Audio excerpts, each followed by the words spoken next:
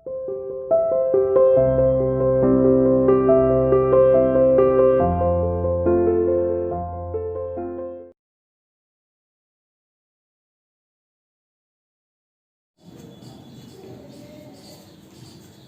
to CI International School online classes. Hello student, how are you? Hope you are fine. बेटा हम अवर environment book का chapter number 3 read कर रहे थे, अवर changing earth, हमारी बदलती पृथ्वी। ठीक है, हमने इसमें जाना कि पृथ्वी पर दोनों ही प्रकार के बल लगते हैं, पृथ्वी की सतह के ऊपर भी और नीचे भी। जो ऊपर लगते हैं वो कौन से होते हैं आपके एक्सोजेनिक फोर्स, और जो पृथ्वी की सतह के नीचे होते हैं वो लगते हैं आपके इंडोजेनिक फोर्स। ठीक है, इसके बाद कल हमने वोल्केनो के बारे में बात की थी। वोल्केनो क्या था? Volcano is a went in the earth crust. Earth crust के अंदर एक ऐसा वेंट, एक खुला हुआ part through which the molten material erupt suddenly, जिसमें से मोल्टन मटेरियल, पिघले हुए पदार्थ अचानक ही बाहर निकलते हैं। ठीक है, फिर हमने अर्थक्वेक कैसे ओरिजिन होता है उसके बारे में बात की। जो भूकंप है, जब लिथोस्फीयर प्लेटें जो हैं, हमारी लिथोस्फेरिक जो प्लेट है, जब वो मूवमेंट करना स्टार्ट करती है तो अर्थ की सतह पर वाइब्रेशन होना शुरू हो जाता है, जिसे हम अर्थक्वेक कहते हैं। ठीक है, जिस जगह से अर्थक्वेक स्टार्ट होता है उसे हम फोकस कहते हैं, और उस जगह से ठीक ऊपर जो धरती की सतह के ऊपर जगह होती है उसे हम एपी सेंटर कहते हैं, और सबसे ज्यादा नुकसान भी आपका एपी सेंटर पर ही होता है। अब उसके आगे हम आज बात करते हैं although earthquakes can not be predicate, यद्यपि हम अर्थक्वेक यानी भूकंप का अनुमान तो नहीं लगा सकते, उसकी हम भविष्यवाणी तो नहीं कर सकते। The impact can certainly be minimised if we are prepared beforehand, लेकिन हम इसके प्रभाव को कुछ हद तक कम जरूर कर सकते हैं यदि हम इसके लिए पहले से ही तैयार हों। Some common earthquake predication method adopted locally by people, including studying animal behavior. Fish in the ponds get agitated, snakes come to the surface. Common people जो हैं, some common earthquake predication, कुछ earthquake की अंदाजे लगाए जाते थे। कौन इनका अंदाजा लगाता था? लोकल पीपल जो थे, वहां के रहने वाले लोकल पीपल कुछ सामान्य तरीकों से अंदाजा लगाते थे, जैसे कि स्टडिंग एनिमल बिहेवियर, जानवरों के व्यवहार का अध्ययन करते थे कि जानवरों के व्यवहार में परिवर्तन आना शुरू हो जाता था। जो मछलियां थी तालाब में वो उत्तेजित हो जाती थी, और जो स्नैक्स थे अपने बिलों से बाहर धरती पर आ जाते थे, धरती की सतह पर। ठीक है, फिर देखिए हमारे यहाँ पर एक केस स्टडी दे रखी है अर्थक्वेक की, और केस स्टडी दे रखी है, देखिए अर्थक्वेक हिट्स भुज। अर्थक्वेक जो कि भुज में आया, a massive earthquake measuring 6.9 on Richter scale hit Bhuj town on 26 जनवरी 2001 की 26 जनवरी 2001 को भुज के अंदर एक भयंकर भूकंप आया जिसकी रिक्टर स्केल थी 6.9। School was affected. At least 971 students and 31 teachers are feared to have lost their lives following the collapse of school building. कि स्कूल की बिल्डिंग गिरने के कारण 971 बच्चे और 31 जो टीचर थे उन्होंने अपनी जान गंवाई, क्योंकि बेटा 26 जनवरी हमारा रिपब्लिक डे है। इस दिन बच्चे स्कूल में रिपब्लिक डे सेलिब्रेट करने के लिए ही आए थे। ठीक है, डिस्ट्रक्शन ऑफ भुज, जब भुज में ये जो आया तो उसके कारण बहुत ज्यादा नुकसान हुआ भुज में। Telephone lines, water pipeline and the power station transmission lines are knock down, ये सब चीजें अवरोधित हो गई, इन्होंने काम करना बंद कर दिया। 3 days after the earthquake, concern rose about food, blanket and medicine supply not reach everyone। कि 3 दिन के बाद भी जो मतलब लोगों तक भोजन, कंबल या मेडिकल जो दवाइयां उनको सप्लाई की जा रही थी वो सब लोगों तक नहीं पहुंच पाई थी। ठीक है, hundreds of fires started and charcoal cookers overturned। Fire in the city, पूरी सिटी के अंदर जो है fire in the city, city में आग लगी। ठीक है, emergency declared in the quake zone, और प्रेसिडेंट ने डिक्लेयर कर दी स्टेट ऑफ इमरजेंसी की, स्टेट में इमरजेंसी है। और सीएम ने भी अपील की सेंटर से, Gujarat appeal for financial help, कि गुजरात को केंद्रीय मदद की जरूरत है, सरकार से मदद की जरूरत है। The chief minister Gujarat has launched an appeal for the centre to deal with the disaster, कि इस आपदा से बचने के लिए उन्होंने सेंट्रल गवर्नमेंट से डिमांड की।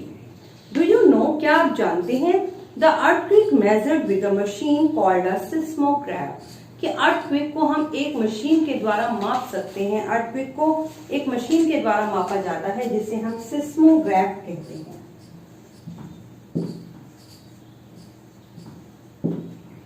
उसे कहा जाता है सिस्मोग्राफ। इसके द्वारा हम भूकंप को माप सकते हैं। ठीक है। और एक होता है रिक्टर स्केल। रिक्टर स्केल क्या है कि भूकंप की तीव्रता को मापा जाता है रिक्टर स्केल के द्वारा। भूकंप की तीव्रता को SCAL स्केल, भूकंप की तीव्रता को मापा जाता है। देखिए आप, an earthquake measured with a machine called a seismograph. की अर्थक्वेक को हम एक मशीन के द्वारा मापते हैं जिसे सिस्मोग्राफ कहा जाता है। The magnitude of the earthquake measured on the Richter scale. और अर्थक्वेक को किस मैग्नीट्यूड पे मापा जाता है? रिक्टर स्केल पर। An earthquake of 2.0 and less can be felt only a little. यदि अर्थक्वेक 2.0 यानी 2.0 या उससे कम हो तो बस पृथ्वी पर कुछ हल्का, कोई प्रभाव नहीं पड़ता, बस एक हल्का सा कंपन ही होता है। An earthquake over 5.0 can cause damage of things falling. लेकिन अगर अर्थक्वेक 5.0 तक हो तो पृथ्वी पर चीजें गिर सकती हैं। ठीक है। 6.0 और a higher magnitude is considered very strong. लेकिन अगर जो आपका अर्थक्वेक है वो 6.0 से ऊपर हो या 6.0 हो तो पृथ्वी पर उसे एक बहुत ही स्ट्रॉन्ग अर्थक्वेक माना जाता है और धरती पर नुकसान हो सकता है। जैसे आपने देखा कि भुज में 6.9 रिक्टर स्केल पर भूकंप आया था, जिसके कारण बहुत सी इमारतें गिरी और बहुत से लोगों ने अपनी जान को गंवा दिया। And the 7.0 is classified as a major earthquake. और जो 7.0 रिक्टर स्केल का जो अर्थक्वेक है उसे एक बहुत ही शक्तिशाली अर्थक्वेक माना जाता है। अर्थक्वेक के बारे में हम तैयारी कैसे कर सकते हैं वो दे रखा है यहाँ पर। Where to take shelter during an earthquake. की अर्थक्वेक के समय हम कहाँ पर आश्रय लें। सेफ स्पॉट, कौन सी जगह हमारे लिए सेफ होगी। अंडर अ किचन काउंटर, हम किसी किचन काउंटर के नीचे छुप सकते हैं। टेबल और डेस्क, किसी मेज या डेस्क के नीचे। अगेंस्ट या own inside corner of wall, या फिर किसी दीवार के अंदरूनी हिस्से में। स्टे अवे फ्रॉम, किन चीजों से दूर रहना है। फायर प्लेस, ऐसी जगह जिनमें आग लग सकती है। Areas around the chimney, chimney के आसपास का area. Window that shutter including mirror and picture frame, window जिनमें शीशे जो है टूट सकते हैं और पिक्चर फ्रेम जो तस्वीरों के फ्रेम है उनसे हमें दूर रहना चाहिए। बी प्रिपेयर्ड, और हम तैयार रहें। Spread awareness amongst our friend and family members to face any disaster confidently. कि हमें अपने फ्रेंड्स के बीच, अपने परिवार के मेंबर्स के बीच अवेयरनेस, पीपल्स के अंदर अवेयरनेस लानी चाहिए, उनके अंदर जागरूकता फैलानी चाहिए, ताकि वो यदि इस प्रकार का कोई डिजास्टर आता है तो उसे कॉन्फिडेंटली फेस कर सके। क्योंकि यदि हम पहले ही डर जाएंगे तो हम कुछ नहीं कर पाएंगे। यदि हम कॉन्फिडेंट होंगे तो हम उससे बचने का हर भरसक प्रयास करेंगे। अब हम बात करते हैं मेजर लैंडफॉर्म्स की। ठीक है, देखिए आप, मेजर लैंडफॉर्म्स।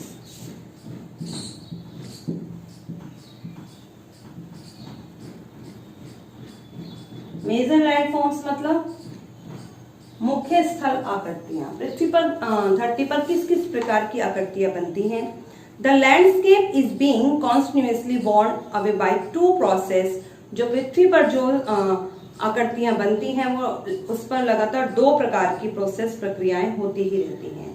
पहली है वेदरिंग, अपरदन एंड इरोजन। मतलब वेदरिंग यानी कि अपक्षय, अपक्षय का होना, शैलों का टूटना, रॉक्स का टूटना, उसे हम वेदरिंग कहते हैं। And erosion, weathering is the breaking up of rock on the earth surface. Weathering यानी अपक्षय क्या है? पृथ्वी की सतह पर चट्टानों का टूटना।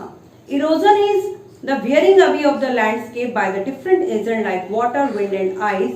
और इरोजन मैंने आपको पहले भी बताया, हवा, पानी या बर्फ के द्वारा जब पृथ्वी की सतह पर वो अपने साथ बहुत सारी मिट्टी, कंकड़, पत्थर को बहा कर ले जाते हैं तो वहां पर क्या होता है? इरोजन होता है।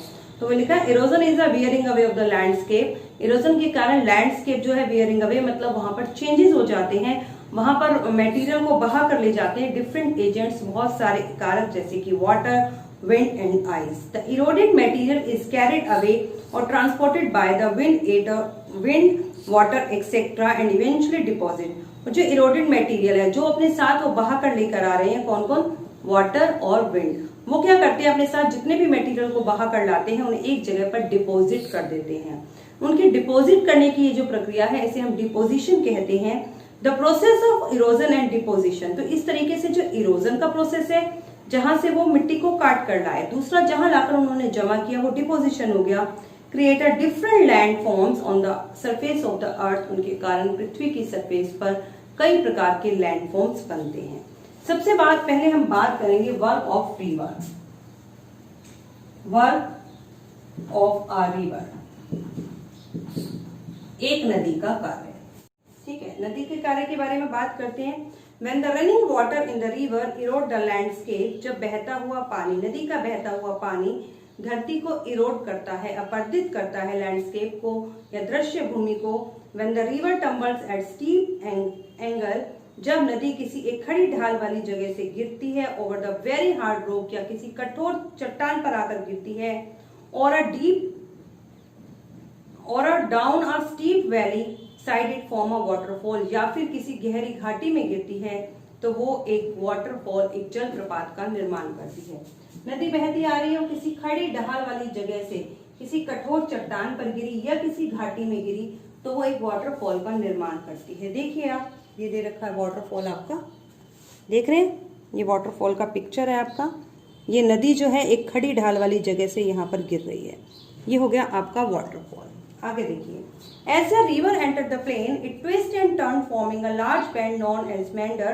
और जब नदियां किसी प्लेन मैदान में बहती हैं तो वो मोड़दार मार्गों पर बहने लगती हैं जिन्हें हम मेंडर्स कहते हैं। Due to continuous erosion and deposition along the side of the meander, the end of the meander loop come closer and closer।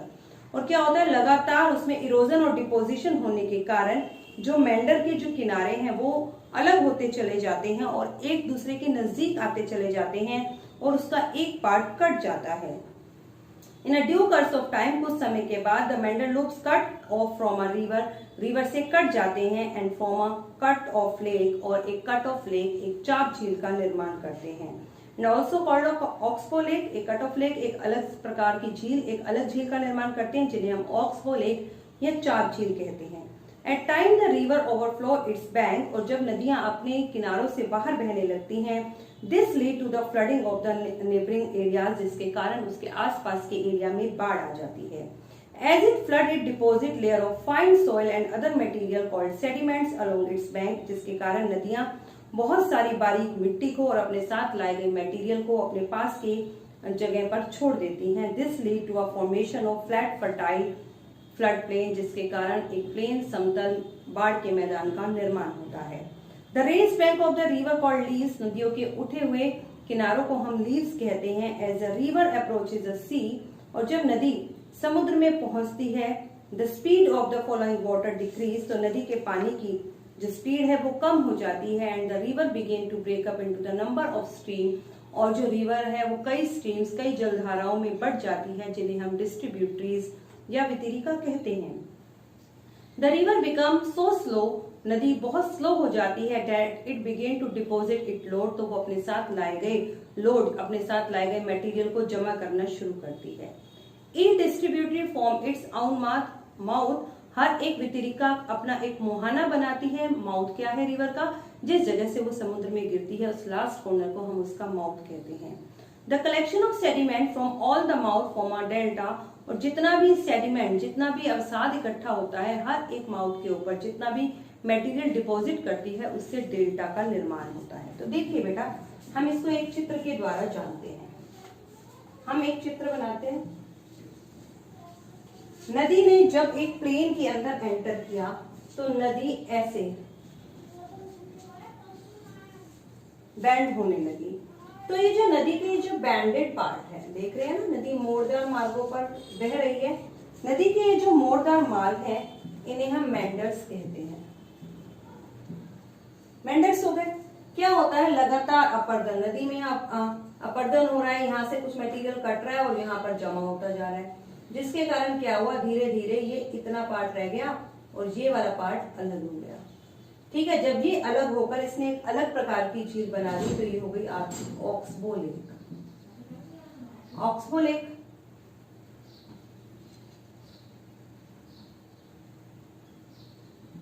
कभी कभी क्या होता है, नदी के पानी में बाढ़ आ जाती है। नदी में जब बाढ़ आती है तो पानी मैदानों में बहने लगता है और अपने साथ लाई गई सारी मिट्टी को वो यह मैदानों में जमा कर देता है, जिसके कारण ये मैदान बहुत ही फर्टाइल हो जाते हैं, जिसके कारण फ्लड प्लेन बनते हैं, यानी कि बाढ़ से बने मैदान, बाढ़कृत मैदान। और जो ये नदी के उठे हुए तट हैं इनको हम लीव्स बोलते हैं। क्या बोलते हैं हम इनको लीव्स कहा जाता है। ये मेंडर मोरदार मार्ग जब अब डिपोजिशन और इरोजन के कारण एक पार्ट कटकर अलग हो गया, दैट इज ऑक्सबो लेक। नदी जब बाहर बही तो फ्लड प्लेन बने और नदी के उठे हुए पार्ट को हमने लीव्स कहा। अब क्या होता है, समुद्र तक आते आते नदी की स्पीड बहुत कम हो जाती है। तो जब स्पीड कम हो जाती है तो जो पानी है जो एक धारा में बहता आ रहा था उसमें से कई धाराएं निकलनी शुरू हो जाती हैं। ठीक है, इन सबको हम क्या बोलते हैं, डिस्ट्रीब्यूटरीज। ये इसकी डिस्ट्रीब्यूटरीज बन गई। इसका भी डायग्राम आपकी बुक में दे रखा है। ये आपकी बहुत सारी डिस्ट्रीब्यूटरीज बन गई और नदी में बहुत सारी डिस्ट्रीब्यूटरीज बनी क्योंकि बहुत सारी जलधाराएं, बहुत सारी स्ट्रीम्स निकलने लगी, जलधाराएं निकल रही हैं, जिसके कारण डिस्ट्रीब्यूटरीज का निर्माण हुआ और समुद्र तक गिरते गिरते इसका फ्लो बहुत ज्यादा कम हो गया और यहाँ पर जितना भी मटेरियल लाई थी उसने जमा करना शुरू कर दिया। ये जो लास्ट कॉर्नर है और ये जो जगह है जहां से नदी समुद्र में गिर रही है, समुद्र में मिल रही है, इसे हम उसका माउथ बोलते हैं। ठीक है, और जो ये इसने अवसाद जमा कर दिए इसके कारण यहाँ पर डेल्टा का निर्माण होता है। ये है इसका डेल्टा। ठीक है बेटा, आप इस चैप्टर को अच्छे से रीड कीजिए। ओके, इससे आगे हम कल पढ़ेंगे।